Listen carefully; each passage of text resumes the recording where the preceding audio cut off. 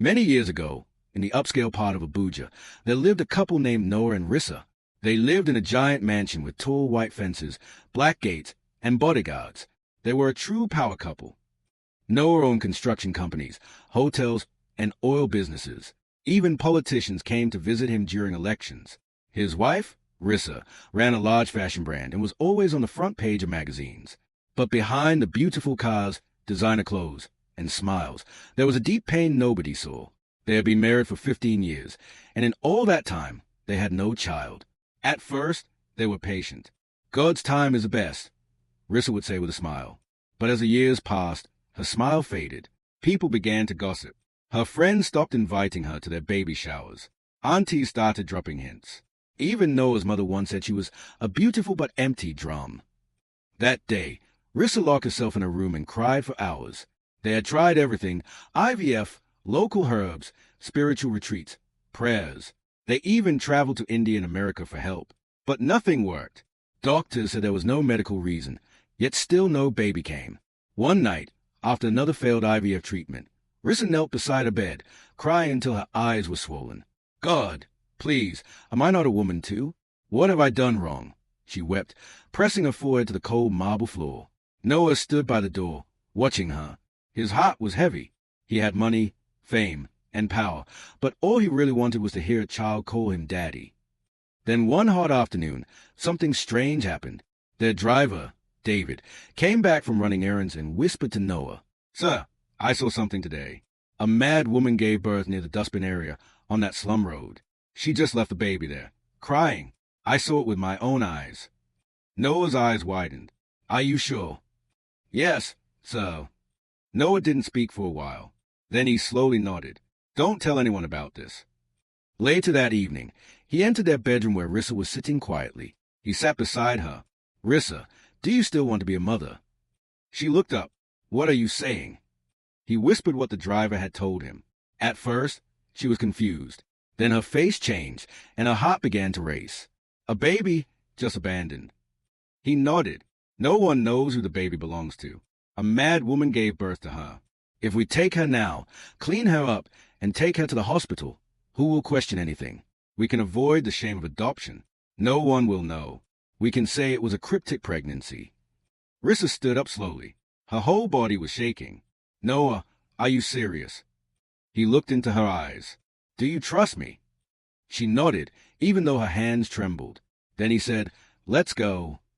That night, when the city was quiet, they drove their black SUV to the slum area. Rissa wore a large scarf and stayed silent as the driver parked near a corner. Then they saw her, a dirty mad woman with a rough, untidy hair. She was talking to herself, laughing, and shouting at nothing. Beside a broken carton, a tiny baby lay crying, naked and helpless. Rissa covered her mouth. "Jesus!" She stepped down quickly, ran to the baby, and picked her up with a scarf. The baby stopped crying immediately. David brought out a shawl and wrapped her properly. As they turned to go, the mad woman looked at them and suddenly laughed coldly. Take her, but don't call me when she cries. Oh." They ignored her and entered the car. As the SUV drove off, the mad woman chased it for a few seconds, then stopped and began to sing an old village lullaby, dancing in the middle of the road. As soon as they got home, Rissa ran into the house with the baby wrapped tightly in her scarf. Her hands were shaking, and her heart was pounding. For the first time in her life, she was holding a baby in her arms. And when she looked into the baby's eyes, she could already picture her calling her mommy. The baby girl was beautiful, soft brown skin, curly hair, and big eyes that looked like they were searching for something. But she was weak, crying softly, and shaking from a cold. "Call Dr. Felix," Noah told the maid. When the family doctor arrived, he was shocked. "Madam, when did you deliver?" "Don't ask me stupid questions, Doctor," Rissa snapped. "Can't you see the baby is not okay? Just help her." The doctor was confused but said nothing. He took the baby into a guest room and started treatment. "She has a fever, rashes, and signs of dehydration," he said. "She was born in a very dirty place, but she'll be fine with proper care." Rissa didn't sleep that night. She stayed beside the baby, watching her breathe. By morning, the baby looked better. She smiled for the first time. And when Rissa touched her tiny fingers, the baby held on tightly. Rissa began to cry. "Thank you, God. Thank you for this miracle." But there was one big problem. There were no records, no hospital file, no delivery registration, no baby ID card. They had to create everything from scratch. Noah called a trusted nurse at a private hospital, Nurse Linda. She was known for helping rich families hide certain things. Nurse, we need a delivery file, birth certificate, and hospital pictures. Everything must look real, he said. Nurse Linda didn't blink. Consider it done, sir. The next day, they took Rissa to the hospital. She wore a hospital gown, lay on a bed with a baby beside her, and they took pictures. The nurse wrote in the hospital file, "Natural delivery on April 9th, mother, Lady Rissa. Baby girl, healthy." They named the baby Aria. The next week, the news went viral. Billionaire's wife finally blessed with child after 15 years, a miracle baby for Abuja's most powerful couple. Everyone was celebrating. The internet was full of posts about them. Celebrities shared baby Aria's photo. Even the church invited Rissa to give a testimony. She stood on the altar, crying as she held baby Aria. "Nobody knows what I went through, but God has finally smiled on me," she said through tears. The women in the congregation cried too. But what they didn't know was that the baby wasn't really theirs. She had been stolen. Back in the slum, Grace, the mad woman, sat on the ground staring at the sky. Her arms were empty now, and her laughter had stopped. Sometimes she would whisper, "Where's my baby? Where's my baby?" and touch her chest. People in the slum ignored her. Some said, "She never had a baby." You know how madness can confuse someone. But a few still remembered. "I saw her give birth at night near the gutter," one woman said. "Then how did the baby disappear?" another asked. No one took it seriously. Who would believe a mad woman? Back at the mansion, Rissa had become a new person. She smiled every day, decorated the nursery with pink curtains, toys, and stuffed animals. She held Aria like she was gold. Noah was proud. He held Aria during board meetings and told everyone, "That's my princess, my joy, my everything." Aria was growing fast and loved Rissa like her real mother. She would cry when Rissa left the room and laugh when she came back. But one evening, as Rissa sang her a lullaby, Aria suddenly looked past her and began to cry loudly, as if something had scared her. Rissa looked around but saw nothing. Far beyond the mansion walls, Grace sat near a gate and wept. "She will come back to me. My baby, she will always come back," she said. 5 years passed, and Aria was now a beautiful, lively girl. She had a bright smile and deep eyes that always looked like they were asking questions. Everyone loved her. Her teacher said she was the smartest in her class. Her nanny said she was kind and polite. But strange things started to happen. Aria often woke up crying in the middle of the night. She would point at the window and scream, "She's here. Mommy, she's here again." "Who is here?" Rissa asked. "The woman with hair like ropes. She stands there and sings to me." Rissa would go to the window, but there was never anyone there. "There's nobody there, my darling," she would say. Then one Saturday morning, the security guard at the mansion knocked on the door, sweating and scared. "Madam, please come and see something." Rissa rushed to the gate and froze. Her heart almost stopped when she saw the sight before her. A dirty, barefoot woman stood outside the gates. Her hair was wild, her eyes red from crying, and her dress was torn. She looked like she hadn't eaten in days. It was Grace, the mad woman from the slum. Before Rissa could say anything, Grace stretched out her hands. "Give me my baby." Rissa froze. "What did you say?" "My baby. You stole her. You wrapped her in your scarf. She cried when you carried her. She still cries every night. Give me my baby." Rissa shouted, "Get out of here before I call the police." But Grace didn't move. She looked straight into Rissa's eyes and said calmly, "She is my blood. She will always know me." Then she turned and walked away, singing a strange lullaby. Rissa ran inside, locked the door, and began to shake. That night, she couldn't sleep. She sat beside Aria's bed, watching her sleep. The next week, Grace showed up again, this time at Aria's school gate. She didn't enter. She just stood far away, watching the children play. When she saw Aria come out of her classroom, she smiled and said, "My baby." Aria stopped and looked at her, as though she recognized her. But then she quickly ran to the car where the driver was waiting. "Who was that woman?" she asked. The driver looked back. "Which woman?" But he didn't see anyone there. Later that night, Aria was drawing with her crayons when Rissa walked in. "What are you drawing, sweetheart?" Aria turned the paper around. Rissa's heart dropped. It was a drawing of a dirty woman with hair like ropes, no shoes, and tears on her face. She's the woman in my dreams, Arya said quietly. She keeps saying she's my real mommy. Rissa snatched the drawing and tore it. Don't ever draw this again. Arya began to cry, but she said I belong to her. Rissa slapped her. You belong to me, Arya. Me. I am your mother.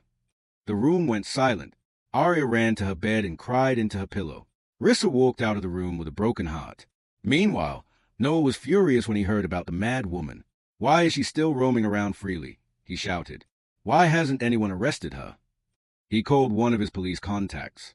The next morning, Grace was picked up from a park where she was sitting under a tree and taken to a cell in the psychiatric unit. But even in the cell, she kept repeating the same thing. Arya is my baby. They stole her from me. She cries because she remembers. At the same time, a young journalist named Asen was working on a report about missing babies and abandoned women in slum areas. It was becoming a big issue in society. Some couples were skipping the proper process and finding babies in secret. Asen heard about Grace and went to the cell to interview her. She thought it would be just another sad story. But when Grace opened her mouth and said, "They stole my baby and put her on television," Asen sat up straight. What do you mean? Grace shook her head. My baby. My eyes. They put her on television. That night, Asen couldn't sleep. She sat on her bed, opened her laptop, and pulled up a popular blog. The headline read, Power Couple Finally Welcomes Miracle Baby After 15 Years. The photo showed Rissa smiling on a hospital bed, holding a newborn baby wrapped in pink. Asen zoomed in on the picture. Her heart skipped. The baby's eyes looked just like the mad woman's. What if the baby everyone was celebrating was actually stolen? Could it be a coincidence? She couldn't publish anything yet. She needed proof. The next morning, Asen went to the hospital named in the article, Apex Women Private Hospital. She wore a nurse uniform and pretended to be part of a health research team. She asked to see the delivery records for Lady Rissa.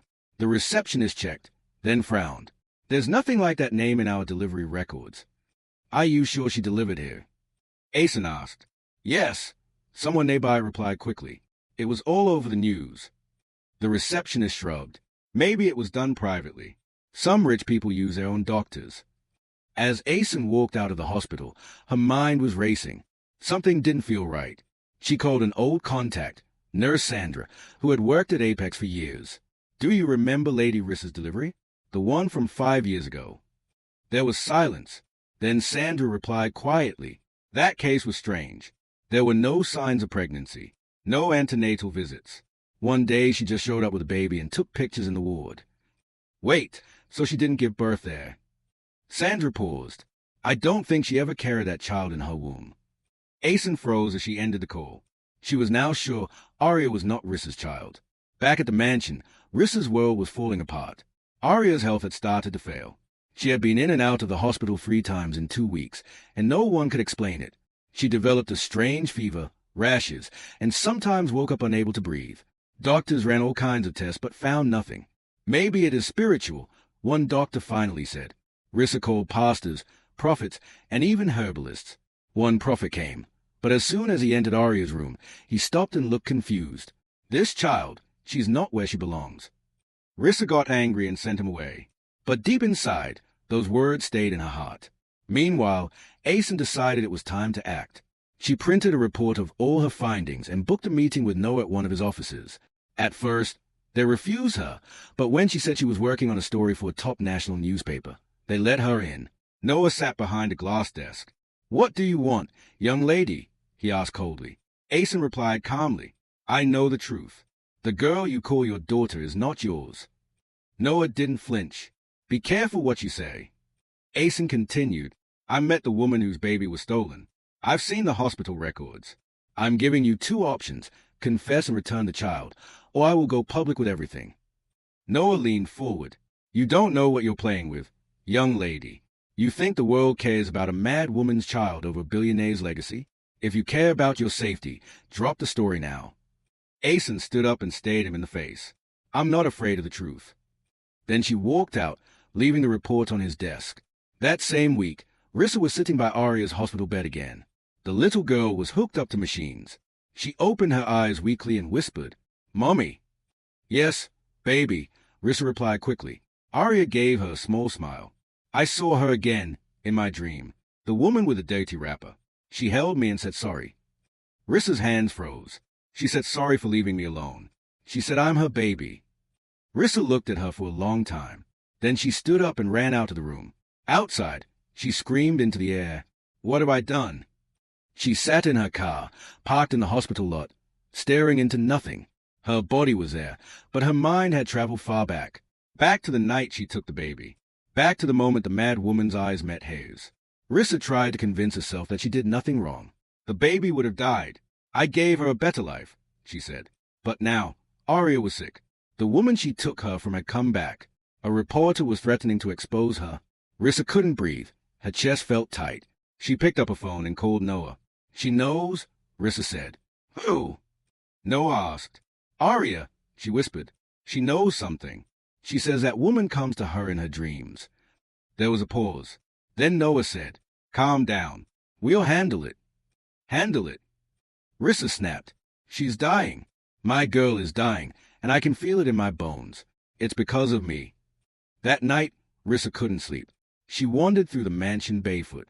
Her eyes were swollen, and her robe dragged behind her. She walked into Aria's old nursery.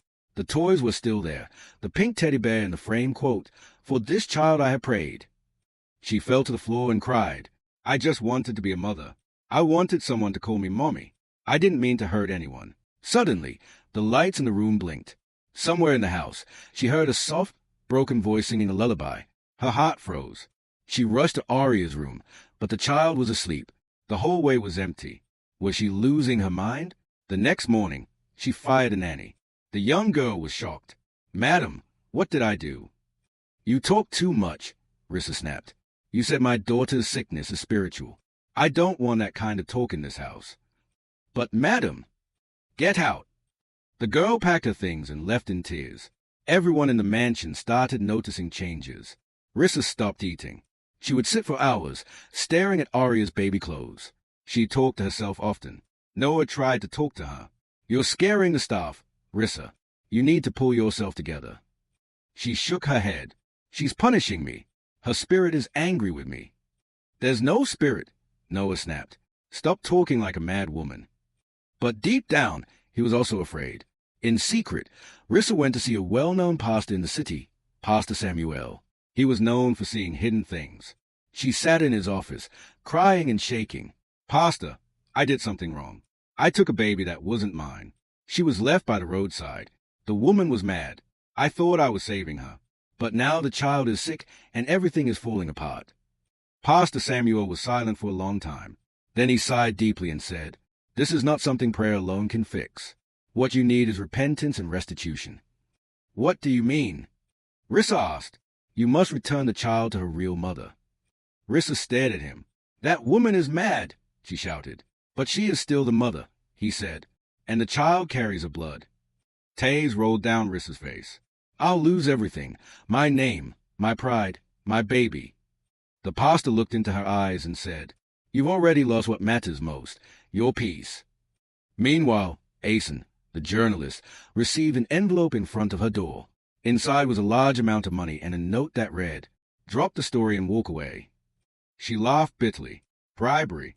Classic move. She didn't touch the money. Instead, she called her editor. "I want to run the story, but give them one more chance to do the right thing." Later that evening, Noah got a call. "If you don't confess and return that child to her real mother within 1 week, I'm going public with everything I have. There will be nowhere to hide." The line went dead.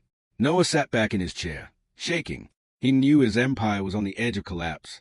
A scandal like this could destroy everything. Back at the hospital, Aria opened her eyes again. "Mommy." "Yes, baby," Rissa said, rushing to her side. "I saw the woman again. She touched my cheek and said I'll be fine if I come home." Rissa felt like cold water had been poured on her. "Did she say where home is?" Aria nodded weakly. She said, "Where the red ground touches the sky." That night, Rissa cried like never before. Deep in her heart, she knew the child was never really hers. And now, the world was about to find out. She looked at the child she had raised, bathed, fed, and rocked to sleep. But a quiet voice kept asking, "What if she was never meant to be yours?" For days, she couldn't eat. She couldn't talk. She just sat by the window, staring into the dark. Noah tried to comfort her. "She still knows no one but us." You're the only mother she knows. Rissa shook her head slowly. That doesn't make it right. That doesn't make it real. Noah looked at her seriously. We can't let this go public. We'll lose everything.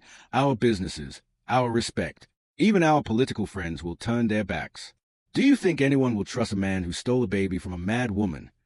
So what do you want to do? She asked coldly. Pay that journalist off. Shut it all down. Rissa looked at him sadly. That child is dying, and you're still thinking about pride.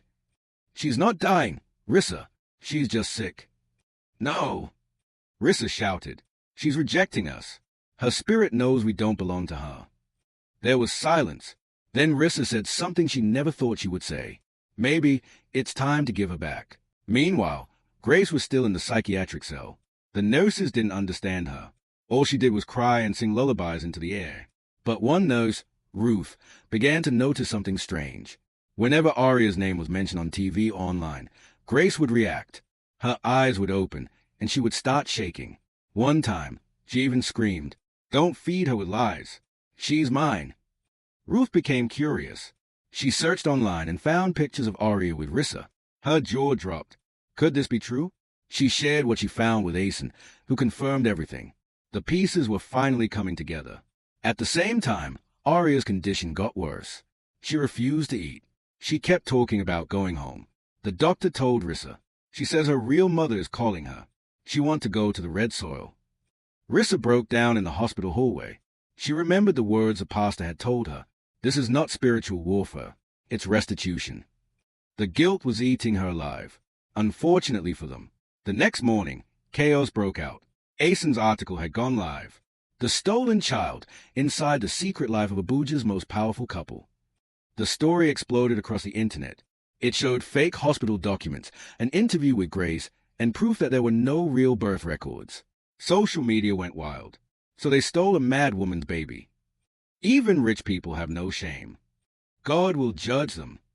She thanked God in church for a baby she stole. The betrayal shook the whole country. People boycotted Rissa's fashion stores. They burned her magazines online.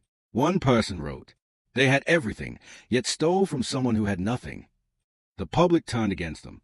Reporters camped outside their gate. Big brands started pulling out of deals with Noah. His business started falling apart overnight. That evening, the police came with a court order. Aria was to be taken into protective custody. Grace, who had now been declared mentally stable enough for court, would go through a formal reunion process, pending full medical and psychological evaluation. Rissa stood at the gate, watching them take the only child she had ever loved. She held her chest and cried, "I'm sorry, baby. I'm so sorry." At the Ministry of Women Affairs, the reunion process had begun. Grace was now under proper medical care. She had been bathed, dressed in clean clothes, and given medicine to help her mind get clearer. But one thing hadn't changed, her words. Every day, she whispered, "My baby Aria, she's coming." One afternoon, 2 social workers and a psychologist walked into her room. "Madam Grace, we'd like you to see someone." Grace looked up, and there was Aria holding a stuffed teddy bear. She was still weak from her long illness. Their eyes met, and everything else disappeared.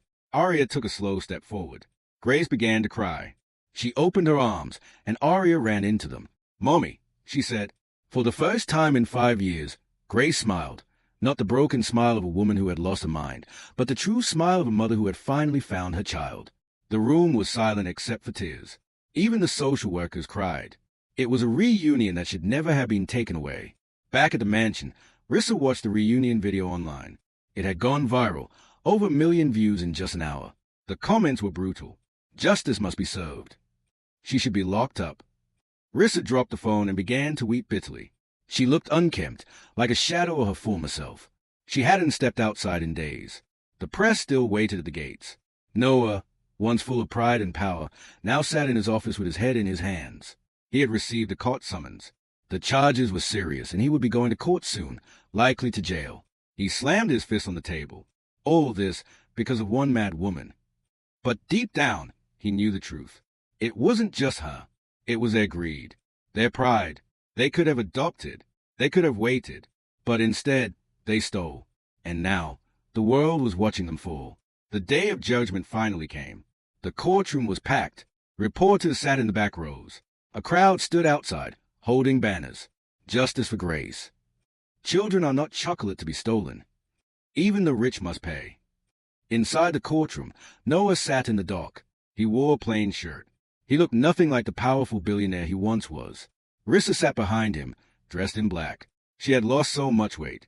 Her hair was messy. She didn't even lift her head. She had cried so much that no more tears would come. The judge entered, and the court rose. Then the case began. The prosecutor listed the charges. After weeks of court sessions, the verdict came. Noah was sentenced to 12 years in prison with hard labor. Rissa was sent to a psychiatric center for long-term mental care. She would face her own trial later. The hospital and nurse Linda lost their licenses. The mansion was sealed. Their cars were seized. Their businesses were auctioned off to pay the fines. They lost everything. But the biggest loss of all was Aria. She would never again call them mommy or daddy. In the quiet part of the city, Grace and Aria now lived in a small house provided by a women's foundation. Grace had learned how to sew and now made clothes for children. Her memory was slowly returning. Aria now called her mommy with joy and without fear. And their happiness was full, because they knew nothing could ever separate them again. Moral of the story: no matter how powerful, wealthy, or respected you are, doing the wrong thing, especially at the expense of the vulnerable, will always come with consequences. True motherhood is not just about raising a child, but about honesty, love, and doing what is right. Lies built on selfishness will always crumble, but truth, even when delayed, will rise and restore what was lost. Thank you for watching. Please share your thoughts in the comments below. Don't forget to share the story with your loved ones and give it a thumbs up. If you haven't subscribed to this channel yet, please do so now. Until I bring you another story, bye for now.